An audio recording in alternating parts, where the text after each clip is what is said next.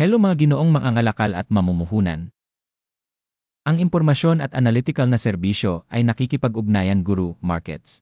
Magsimula tayo sa summary data ng kumpanya. Kung kinakailangan, maaari mong ilagay ito sa stop. Maaari mong tingnan ang lahat ng mga parameter ng korporasyon. Ngayon ay titingnan natin ang mga pangunahing tagapagpahiwatig ng kumpanya. Brookfield Renewable Corp, ticker, VA. Ang pagsusuri ay batay sa kasalukuyang data mula Mayo 11, 2025. Ayon sa klasifikasyon Guru Markets Corporation, Brookfield Renewable na bibilang sa subkategory Green Energy, 45 kumpanya ang kasangkot sa pagsusuri. Ito ay medyo kinatawan. Makikita natin ang mga huling desisyon ng mas malapit sa pagtatapos ng video. Ang kabuang resulta para sa kumpanya ay -8 sa 10 puntos. Ang average na marka para sa subkategory ay -0.5 puntos. Kung titignan mo ng napakalawak, sa loob ng balangkas ng buong merkado sa amin sa pangkalahatan, makikita natin ang average na rating para sa merkado sa kabuuan ay 1.9 puntos. Laban sa isang rating na -8 puntos para sa kumpanya Brookfield Renewable Corp. Paghahambing ng paggalaw ng presyo ng mga bahagi ng isang kumpanya Brookfield Renewable Corp. At pagbabahagi ng subkategory, nakikita natin na mahigit 12 buwan ang mga pagbabahagi Brookfield Renewable Corp. Nagpakita ng pagbabago ng -2.9%. Laban sa dynamics ng presyo sa subkategory, -1.1%. Tiyak na hindi ito nagpapatunay ng anuman, ngunit kinakailangang isaalang-alang ang katotohanan ito. Market capitalization ng kumpanya Brookfield Renewable Corp. Nagkakahalaga ng $5.3 bilyon. At ang capitalization ng subkategory ay $62 bilyong. Brookfield Renewable account para sa isang bahagi ng 8.656%. Ito ay isa sa mga medium-sized na kumpanya sa subkategory.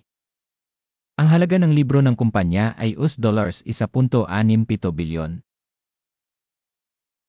Na may capitalization ng balance na $40 bilyon, ang subkategory ay nagkakahalaga ng $1.5 bilyon.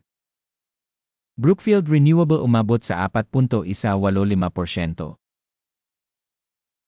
Sa pamamagitan ng paghahambing ng mga bahagi ng stock market at capitalization ng balanse, makikita natin ang mga sumusunod. Ibahagi Brookfield Renewable Corp. Sa subkategory sa kaso ng market capitalization assessment ay 8.656%. Ang book value ay 4.185%.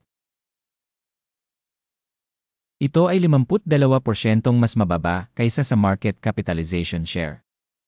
Pagsusuri ng bahagi ng kumpanya sa market at capitalization ng balanse sa subkategory, masama, -1 puntos. Ang organisasyong nasa ilalim ng pagsusuri ay may mga utang na $16.414 bilyon. Debt-to-book value ratio ay 182.9% ng kapital ng kumpanya. Ang resulta para sa antas ng utang ng kumpanya, napakasama, -2 puntos. Ang balance ng market value ng kumpanya sa tubo nito ay 0. Na may average sa subkategory na 0. Ratio ng presyo sa merkado sa kita kumpara sa mga kumpanya sa subkategory, napakasama, -2 puntos. Ang tubo sa huling 12 buwan ay $170 milyon. Ang mga pasulong na kita para sa susunod na 12 buwan ay hindi alam. At ito ay lubhang masama para sa presyo ng kumpanya. Pagsusuri ng inaasahang mga tagapagpahiwatig ng kita sa hinaharap kumpara sa subkategory, masama, -1 puntos. Ang ratio ng presyo sa kita ng kumpanya ay 1.1. Ang average para sa subkategory ay 1.3, na 15% mas mababa kaysa sa average para sa subkategory. Pagsusuri ng presyo ng stock ng kumpanya sa ratio ng kita kumpara sa mga tagapagpahiwatig ng subkategory, mabuti, 0.5 puntos. Ang kita sa huling 12 buwan ay $5,070 milyon. Ang inaasahang kita para sa susunod na 12 buwan ay hindi alam. At ito ay lubhang negatibo para sa presyo ng kumpanya. Pagtatasa ng mga tagapagpahiwatig ng inaasahang dami ng mga benta sa hinaharap kumpara sa mga tagapagpahiwatig ng mga kumpanya sa subkategory, masama, -1 puntos. Ang margin ng benta ay -3.7%, na ang average para sa subkategory ay -13.5%. Ang pagkakaiba sa pagitan ng average ng subkategory at pagganap ng kumpanya ay 7%. Pagtatasa ng kakayahang kumita kumpara sa mga tagapagpahiwatig ng mga kumpanya sa subkategory, passable, -0.5 puntos. Ang bahagi ng kumpanya ayon sa bilang ng mga empleyado sa subkategory ay 2.47%. Na 250% mas mababa kaysa sa market capitalization share. Ang katotohanan ito ay sumasalamin sa kawalan ng balanse ng halaga ng merkado ng kumpanya. Brookfield Renewable, malamang patungo sa labis na pagpapahalaga. Ang halaga ng kapital bawat empleyado ng kumpanya ay $2,230,000. Habang sa subkategory ay mayroong $637,000. Ang pagkakaiba sa pagitan ng average ng subkategory at performance ng kumpanya ay 250.1%. Pagsusuri ng dami ng kapital ng kumpanya bawat empleyado kumpara sa mga tagapagpahiwatig sa subkategory, passable, 0 puntos. Ang kita ng kumpanya sa bawat empleyado ay $78,600, na may average sa subkategory na $64,700. At ang pagkakaiba sa pagitan ng average ng subkategory at performance ng kumpanya ay 21%. Pagsusuri ng kita sa bawat empleyado kumpara sa mga tagapagpahiwatig sa subkategory, tolet, -0.5 puntos. Ang dami ng kita sa bawat individual na empleyado ng organisasyon ay $2,107,000. Sa subkategory mayroong $481,000. Ang pagkakaiba sa pagitan ng average ng subkategory at pagganap ng kumpanya ay 338%. Pagsusuri ng kita sa bawat individual na empleyado ng kumpanya kumpara sa mga tagapagpahiwatig ng mga kumpanya sa subkategory, passable, -0.5 puntos. Ang bilang ng mga pagbabahagi na pinaikling ay 3.5%, na ang average para sa subkategory ay 8.7%. Ito ay isang indikasyon ng isang maikling pisilin.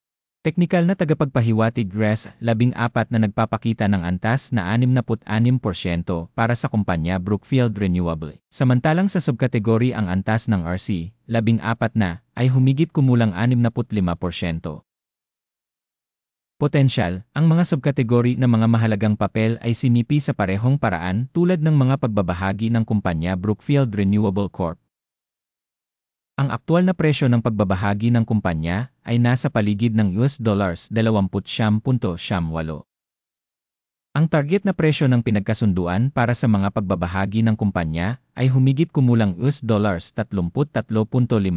Ang dynamics ng kasalukuyang pagtatantya at ang consensus forecast ay humigit kumulang 12%. Tingnan natin ang talahanayan ng mga order na magagamit mo. Isang link dito ay nasa nakapin na komento. Ang talahanayan ng pagkakasunod-sunod ay naglalaman ng lahat ng mga desisyong ginawa ngayong season ng impormasyon sa pagsusuri at sistema ng Sangguniang Guru Markets. Ang pag-access sa talahanayan ng order ay ganap na libre at bukas, link sa nakapin na komento.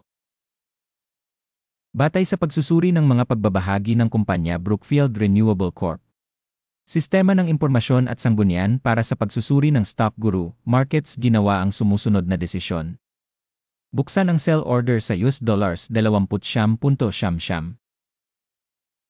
Bukas ang deal dahil medyo mababa ang rating ng kumpanya. Ang pagtatasa ng kumpanya ay isinagawa gamit ang pamamaraan ng pagtatasa, ang index ng AKIM. Ang take profit ay nakatakda sa 26.64. Ang stop loss ay nakatakda sa 33.34. Sakaling hindi isinara ang order sa pamamagitan ng take profit o stop loss, automatikong isasara ang order sa pagtatapos ng sesyon ng kalakalan sa Hunyo 18, 2025 o sa huling araw ng trabaho bago ang petsang ito. Ticker, YNAE, magiging pangunahing buy order. Ang video sa pangunahing order ay naipublish na sa channel.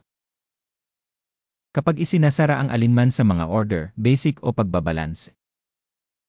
Ang kabaligtaran na order ay sarado sa kasalukuyang presyo. Maraming salamat sa inyong lahat sa panonood ng video na ito at sa paggamit ng Information and Help System, Guru Markets.